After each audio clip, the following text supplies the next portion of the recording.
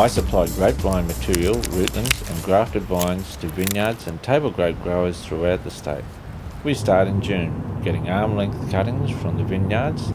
They're labelled and bundled into 50s and brought to my farm. We're doing Cab Sav today. The cuttings are soaked in trichoderma to get rid of any fungus. They are buried in the sand for callousing. Spring is coming, so the soil temperature will rise and those cuttings will start to sprout roots.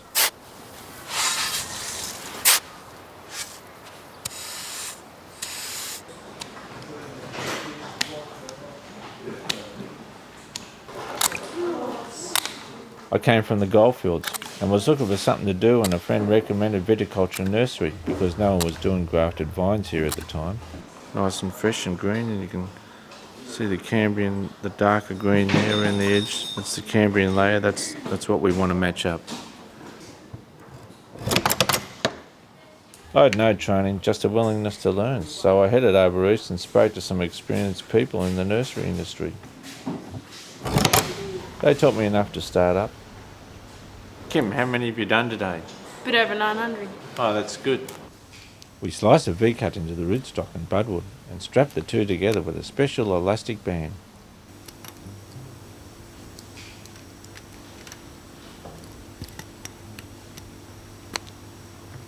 Then the grafted rootstocks are packed into styrofoam boxes and filled with mica.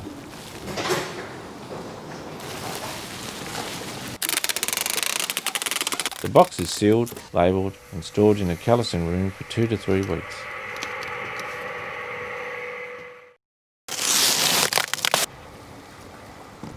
The joins have calloused over successfully.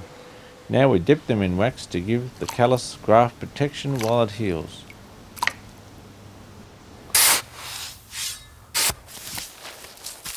October, and it's time to dig up the cuttings out of the sand pit and plant them in the nursery. Everything is rotary hoed and ready to go.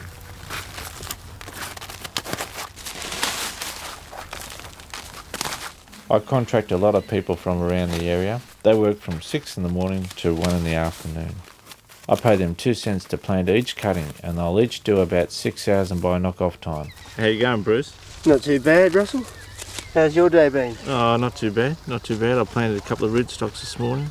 Plenty of these left. I've planted a lot, I don't know, 2,000. They keep coming. Monotonous. No, you love it. Bit warm, but yeah, quite nice. Over summer, I have to care for the crop, spraying, weed control and maintaining equipment with just one person helping out.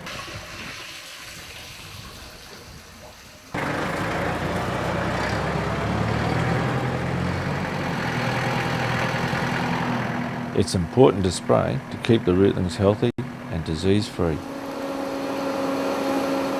I generally use copper, sulphur and a little bit of sea salt.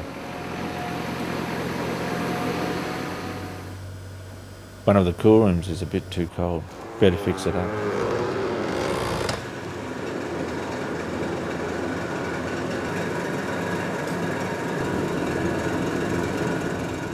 It never stops. I work about 70 hours per week, and although I'm the boss, I still have to shovel horse poo.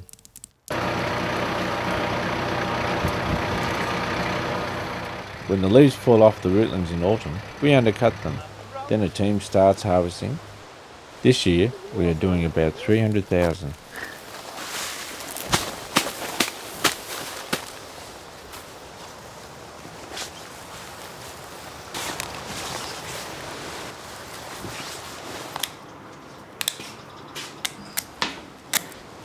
Back at the farm, the roots and tops are trimmed, they're strapped into bundles of 50 and labelled.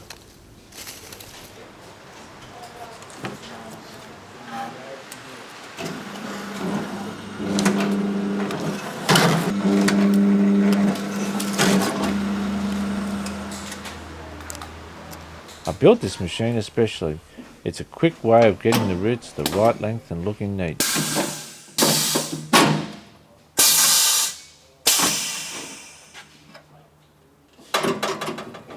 The trick is to try and predict the market, what flavours are going to be in demand in a year's time. How are you going, Asha? Good, thanks, Russell. Here's the cab sav for you. Oh, wonderful. Thank you very much. I hope they go well. I'm sure they will. I'll see you next year. Okay. Sometimes I get given samples of wine that comes from my rootstock. Tastes pretty good. I'm doing a cellar operations course through TIF5, which has taught me a lot from a winemaker's point of view, what material they're looking for and so forth. I've got my own vineyard growing, and hopefully I'll be making my own vintage soon.